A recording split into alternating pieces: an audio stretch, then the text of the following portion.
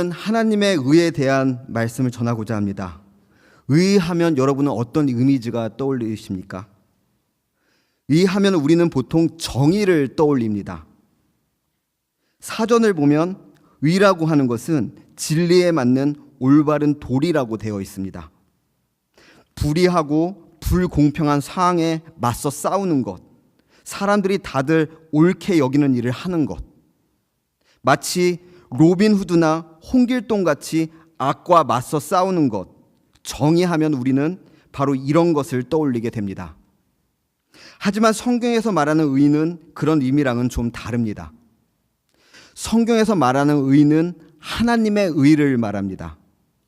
구약 성경에서의 의는 좌로나 우로나 치우치지 않는 똑바름을 말합니다. 하나님의 말씀에서 어긋나지 않는 죄와 관계없는 상태를 의롭다고 합니다. 여호와 하나님은 이집트에서 노예 생활을 하고 있던 이스라엘 백성들을 구해 주십니다. 그리고 하나의 규정을 제시하시죠. 여호와 하나님은 이스라엘 백성들의 주인이 되시는 것이고 이스라엘 백성들은 여호와 하나님의 종이 되는 것입니다. 여호와 하나님은 이스라엘 백성들의 주인이 되셔서 이스라엘 백성들을 다른 강대국으로부터 지켜주시기로 약속하십니다. 대신 이스라엘 백성들은 여호와 하나님의 명령인 율법을 지킬 의무가 있습니다. 율법을 통해 죄가 무엇인지를 가르치고 죄를 짓지 않도록 규정을 하시는 것이죠. 여호와 하나님은 죄와 관계없는 의로운 백성으로 만들기 위해서 율법을 통해서 죄가 무엇인지를 가르치셨고 죄를 짓는 행동을 금하셨습니다. 여호와 하나님은 이스라엘 백성들을 보호하고 지켜주시고 이스라엘 백성들은 율법을 지킴으로 의로움을 유지해야 했습니다.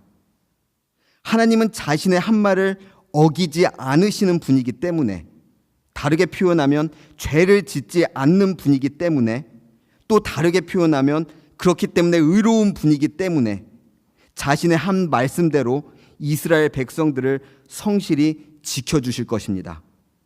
그래서 하나님의 의는 죄와 관계없는 상태가 유지되는 것, 다시 말해 하나님의 말씀이 잘 지켜지는 것을 의미했고, 하나님은 절대 죄를 짓지 않으시는 의로우신 분이기 때문에 하나님의 의로운 성품을 의미하기도 했고, 나중에 가서는 죄를 짓지 않는 것, 율법을 잘 지키는 것이 의로운 것이라고 생각하게 됐습니다.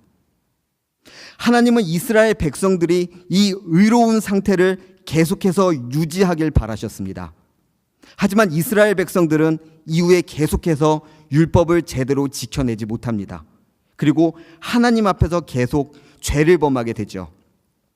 하나님은 사사를 세워서 율법을 바르게 지킬 수 있도록 판결하게 하시고, 인간 왕을 세워서 진짜 왕이신 여호와 하나님의 뜻대로, 다시 말해 율법대로 백성을 이끌려고도 하셨고, 그도 안 되자 선지자를 보내셔서 하나님의 뜻인 율법이 의미하는 바가 무엇인지를 가르치고 훈계를 시켰지만, 이스라엘 백성들은 계속해서 하나님의 뜻인 율법이, 하나님의 뜻인 율법이 아닌 자신들의 뜻대로 이 땅을 살아갔습니다. 이스라엘 백성들은 제사장 나라로서 하나님의 율법을 지키며 살아감으로 거룩한 백성이 되어야 했고, 다른 민족들에게 그런 거룩한 삶을 보여줌으로 여호와 하나님을 세상에 드러내는 제사장 나라가 되어야 했지만, 하나님을 믿지 않는 민족들과 똑같은 삶을 살아가는 불의한 민족이 되어갔습니다. 그래서 하나님은 노아의 홍수 사건과 같이 하나님의 백성들을 정화시키는 작업을 시작하시죠. 하나님의 백성들이었던 이스라엘이 다른 나라에 의해서 멸망을 당하게 하시고, 이스라엘을 이끌었던 지도자들을 죄다 포로로 끌려가게 만드십니다. 이후 하나님은 다시 은혜를 베푸셔서 포로 중에서 일부를 다시 약속의 땅 이스라엘로 돌아오게 만드십니다. 이때부터 이스라엘은 율법을 준수하는 것, 다시 말해 하나님의 뜻을 지키는 데에 목숨을 걸게 됩니다.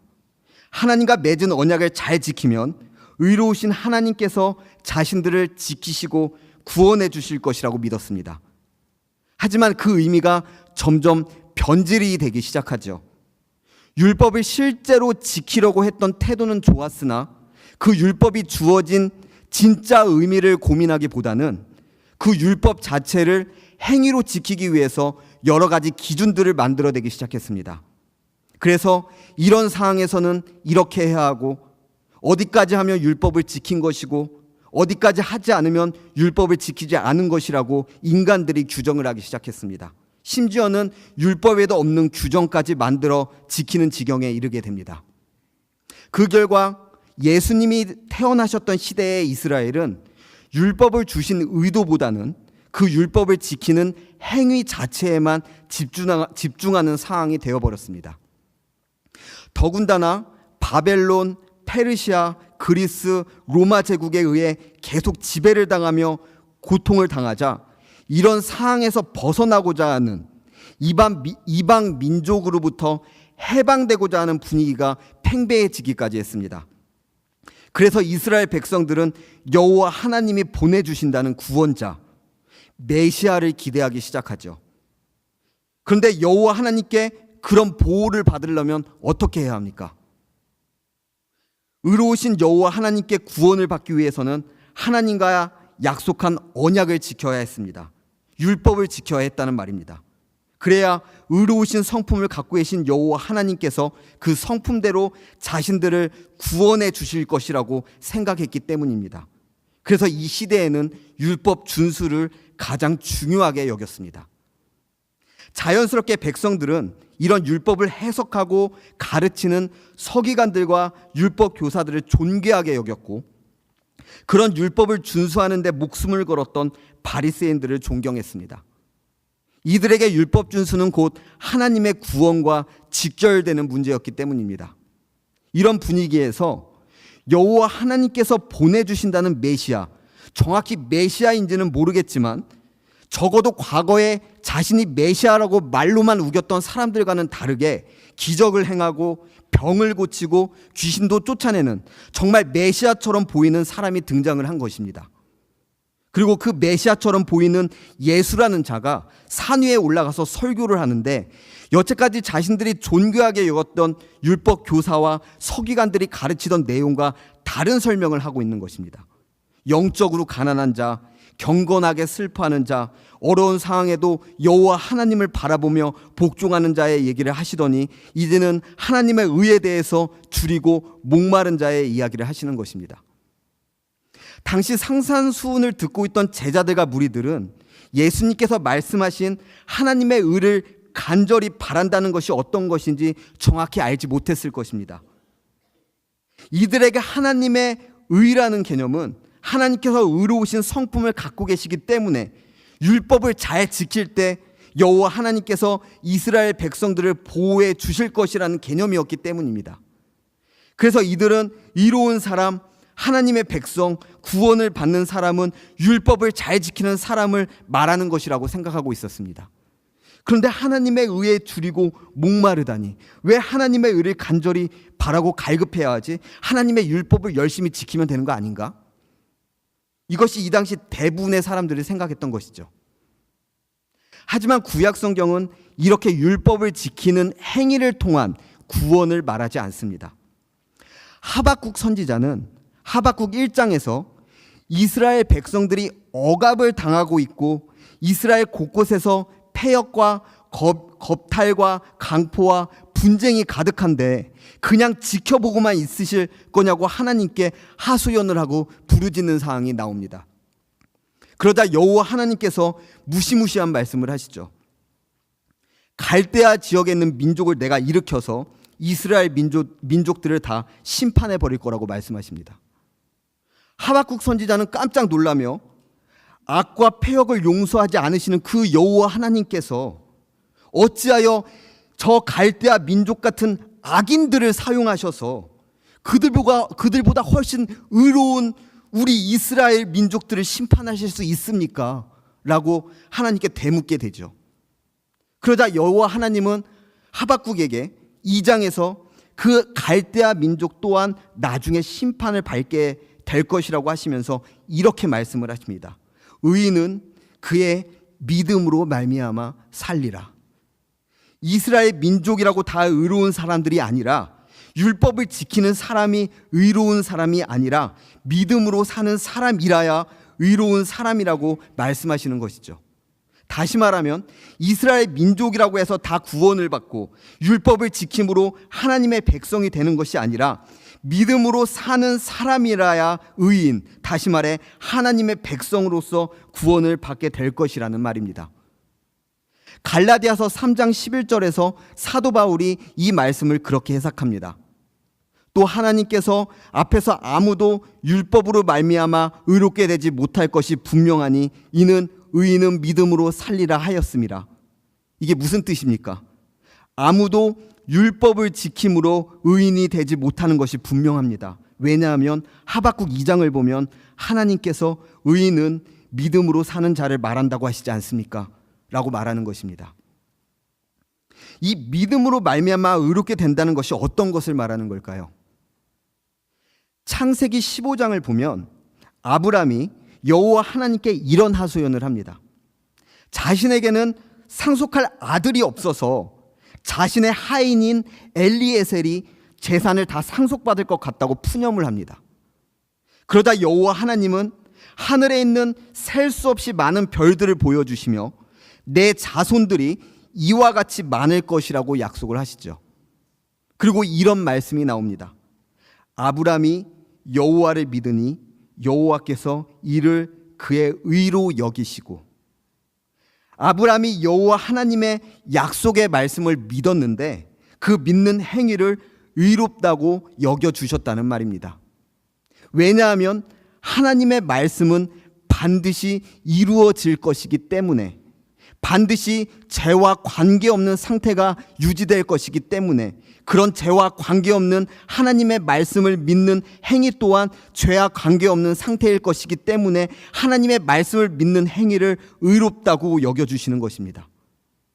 아브람이라고 하는 인간 자체는 완전하지 못하고 하나님의 말씀을 지킬 능력이 없어서 의롭지 못하지만, 아브람이 믿는 하나님의 약속, 하나님의 말씀은 하나님께서 반드시 이루실 것이기 때문에, 반드시 죄와 관계없는 상태로 유지될 것이기 때문에 아브람을 의롭다고 여겨주십니다. 여겨주신다는 것은 실제로는 의롭지 않지만 의롭다고 봐주신다는 것입니다. 아브람은 의롭지 않지만 여호와 하나님은 의로우시기 때문에, 반드시 자신의 말씀을 이루어 나가실 것이기 때문에 의롭지 않은 아브람을 의롭다고 여겨주시는 것입니다.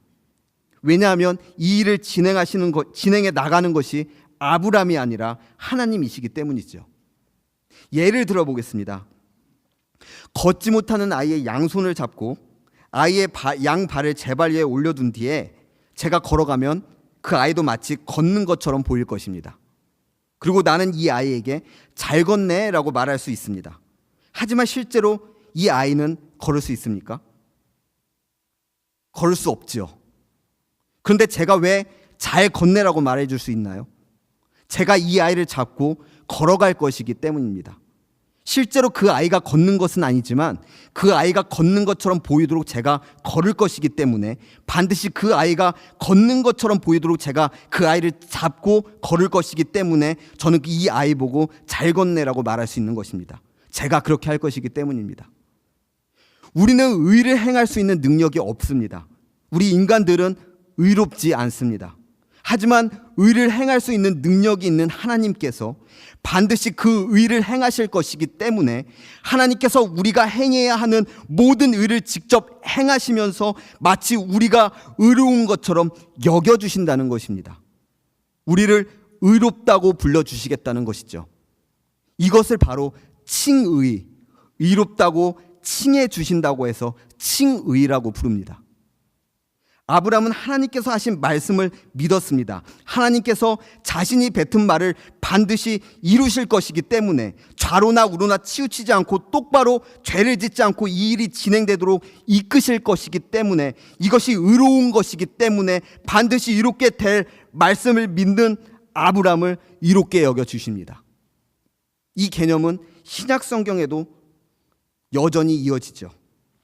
반드시 이루어질 하나님의 말씀이 인간의 모습으로 이 땅에 오십니다. 하나님의 말씀은 곧 의로움 그 자체이고 그분이 바로 예수 그리스도입니다. 로마서 3장 21절에서 22절 말씀입니다. 다 함께 읽겠습니다. 시작.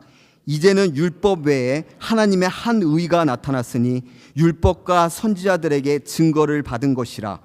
곧 예수 그리스도를 믿음으로 말미암아 모든 믿는 자에게 미치는 하나님의 의니 차별이 없느니라. 이제는 율법 말고 하나님의 의로움 그 자체가 나타났으니 구약에서 약속했던 것이다.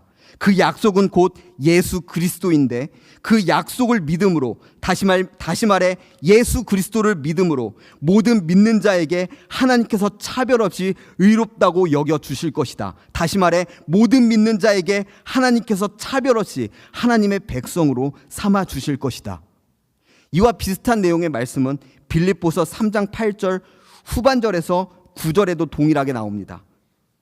내가 그를 위하여 모든 것을 잃어버리고 배설물로 여김은 그리스도를 얻고 그 안에서 발견되려 함이니 내가 가진 의는 율법에서 난 것이 아니요 오직 그리스도를 믿음으로 말미암은 것이니 곧 믿음으로 하나님께로부터 난 의라. 오직 하나님의 의이자 하나님의 말씀이자 구약 성경의 약속인 예수 그리스도를 믿음으로 하나님께서 그 믿는 자를 의롭다고 여겨주신다는 것입니다. 예수 그리스도를 믿는 사람에게는 예수 그리스도의 영이신 성령 하나님이 들어오십니다. 성령 하나님은 하나님이시기 때문에 당연히 하나님의 의를 소유하고 계십니다. 여기 성령 하나님이 있다고 가정하고 하나님이시기 때문에 성령 하나님의 의를 갖고 계신다는 것입니다. 근데 이 하나님이 내 안에 들어오셨기 때문에 내 안에 하나님의 의를 소유하게 되어버린 것입니다. 다시 말해 예수 그리스도를 믿음으로 내 안에 성령님이 들어오셨고 그 성령님은 하나님이시기 때문에 그래서 하나님의 의를 갖고 계시기 때문에 이제 성령님을 모신 내 안에도 하나님의 의가 있게 된 것입니다. 이렇게도 설명할 수 있습니다. 예수님께서는 이 땅에 태어나셔서 사신 동안 하나님의 율법을 완벽하게 지키셨습니다. 그래서 구약에서 말하는 하나님의 의를 다 이루셨습니다. 그런 예수님의 영이 내 안에 들어오셨기 때문에 구약의 율법을 완벽하게 다 지키신 예수 그리스도의 영이 내 안에 들어오셨기 때문에 마치 나도 구약의 율법을 완벽하게 지킨 것처럼 여겨주시는 것, 나는 하나님의 율법을 완벽하게 지키지 못했음에도 불구하고 내 안에 들어오신 예수 그리스도의 영을 보시고 마치 율법을 완벽하게 지킨 것처럼 여겨주신다는 것입니다. 이것을 좀 더 그럴듯하게 표현을 하면 그리스도로 인한 의의 전가라고 말합니다. 그리스도를 통해서 하나님의 의가 내게도 전해지게 된다는 말이죠. 이런 개념을 갖고 오늘 본문으로 들어가 보겠습니다. 의에 줄이고 목마른 자는 복이 있나니 그들이 배부를 것이며, 이 말을 좀 더 풀어서 쓰면 이렇습니다. 하나님의 의를 간절히 바라는 사람은 이미 복을 받은 것이다. 왜냐하면 그들이 만족하게 될 것이기 때문입니다. 원문에는 배부를 것이다가 아니라 만족할 것이라고 되어 있습니다. 하나님의 의를 갈급하는 사람, 다시 말해 하나님의 의를 간절히 바라는 사람, 또 다른 표현으로 하면 하나님의 율법을 지키며 죄를 짓고 싶어하지 않는 사람을 말합니다. 다 구약 성경의 의미를 갖고 있습니다. 왜냐하면 상산수훈 설교를 하실 때에는 아직 예수님께서 살아 계시던 때였고 신약 성경은 아직 기록되지 않았을 때이기 때문입니다. 그래서 오늘 본문을 풀면 이렇습니다. 하나님의 의를 간절히 바라는 사람, 다시 말해 하나님의 율법을 지키기를 간절히 바라는 사람은 이미 복을 받은 것이다. 왜냐하면 너희가 만족하게 될 것, 다시 말해 하나님의 율법을 완벽하게 지키게 될 것이기 때문이다. 하나님의 율법을 지키기를 간절히 바라는 사람은 하나님의 율법을 완벽하게 지키게 될 것이라는 말씀입니다. 그러면 우리가 하나님의 율법인 말씀을 간절히 바라기만 하면 다들 100% 말씀을 완벽하게 지키게 된다는 그런 말씀일까요? 아직은 아니겠죠. 하지만 점점 그렇게 변해갈 것이고 예수님이 다시 오실 그때에 그렇게 될 것이라는 말씀입니다. 심령이 가난한 자는 복이 있나니 천국이 그들의 것이며 처음에 자신이 영적으로 가난하다는 것을 자각한 사람은 자신에게 영적인 것이 간절히 필요하다는 사실을 깨닫게 됩니다. 애통하는 자는 복이 있나니 그들이 위로를 받을 것이며 하지만 자신의 능력으로는 그런 영적인 것을 해결할 수 없다는 사실을 깨닫고 슬퍼하게 됩니다. 그리고 그 영적인 것은 오직 하나님만 해결해 주실 수 있다는 사실을 알게 되죠. 온유한 자는 복이 있나니 그들이 땅을 기업으로 받을 것이며 그렇게 하나님의 존재를 경험한 사람은 이 땅을 살아가면서 마주치게 되는 너무나 힘들고 고통스러운 상황 속에서도 그런 상황을 허락하신 하나님이 계시다는 것을 인지하고 담담하게 주어진 상황에 순종하며 살아가게 됩니다. 의에 줄이고 목마른 자는 복이 있나니 그들이 배부를 것이며 그리고 하나님의 율법을 지키기를 간절히 바라게 되죠. 하나님의 말씀에 순종할 수 있기를 바라게 되는 것입니다. 이것이 하나님의 백성 안에 생겨나게 되는 그런 성품들이라는 것입니다. 의에 줄이고 목마른 자는 결국 하나님의 구원을 바라며 하나님의 말씀에 순종하게 되기를 간절히 원하는 사람을 말합니다. 예수 그리스도의 영이 내 안에 들어오게 되면 내 안에 하나님의 의를 소유하게 되는 것이죠. 여호와 하나님은 그런 나를 보시고 의롭다고 여겨주십니다. 하나님께서 의롭다고 여겨주신다는 것은 바꿔 말하면 구원을 받았다는 의미가 됩니다. 다르게 표현하면 내 안에 그리스도의 영이 들어오시면 내 안에 율법을 완벽하게 다 지키신 분의 영이 들어오신 것이기 때문에 여호와 하나님은 그런 나를 보시고 율법을 다 지킨 자로 여겨주신다는 말입니다. 이것이 바로 하나님의 의입니다. 의롭다고 선포된다는 의미입니다. 의인을 말합니다. 그러면 이제 여호와 하나님은 그런 사람을 율법을 완벽히 지킨 자로 여겨주시기 때문에 우리는 이제 마음대로 살아도 될까요? 곰곰이 생각해 보면 이런 질문은 참 어리석은 질문입니다. 하나님께서 우리를 율법을 완벽히 지킨 자로 여겨주시는 이유는 앞으로 하나님께서 친히 우리를 그렇게 만들어 가실 것이기 때문입니다. 그런데 우리는 우리 마음대로 막 살아가고 있다면 시간이 지나도 신앙적으로 아무런 성숙함이 보이지 않는다면 오랜 기간 어떤 믿음의 열매도 자라지 않는다면 이건 애초에 우리 안에 예수 그리스도의 영이 들어오지 않은 상태인 것입니다. 하나님이 능력이 없을 리는 없으시고 하나님의 영이 우리 안에 들어오셨다면 반드시 이 일을 행하실 것인데 시간이 오래 지났는데 이런 열매들이 우리의 삶에 도무지 드러나지 않는다면 우리는 애초에 하나님의 영이 들어오지 않았다는 것이죠. 물론 막 신앙생활을 한 사람은 그럴 수도 있습니다. 하지만 교회에서 오랜 시간 신앙생활을 했으면서 그런 믿음의 열매, 하나님께서 우리를 의롭게 만들어 가시는 그런 의의 열매, 우리 안에 들어오신 성령 하나님께서 우리를 하나님의 백성으로 만들어 가시는 그런 성령의 열매가 보이지 않는다면 제가 말씀을 근거로 말씀을 드리는데 하나님은 그런 사람을 하나님의 백성으로 여기지 않으십니다. 구원을 받았다고 말할 수 없다는 것입니다. 제 주장이 아니라 성경이 그렇게 말을 합니다. 오직 의인은, 오직 하나님의 백성은, 오직 구원을 받은 자는 믿음으로 살리라. 그리고 믿음으로 사는 자에게는 의의 열매, 성령의 열매, 하나님께서 의롭게 만들어 가시는 어떤 결과가 변화된 어떤 모습이 드러나게 되어 있다는 것입니다. 우리 남부교회 성도님들께서는 이런 열매들이 맺히길 바랍니다. 하나님의 백성다운 성품들이 하나둘씩 드러나길 바랍니다. 하나님께서 여러분을 정결하고 거룩하고 의롭게 만들어 가시는 것이 열매로 드러나길 바랍니다. 우리는 그때 구원을 확신할 수 있게 됩니다. 기도하겠습니다.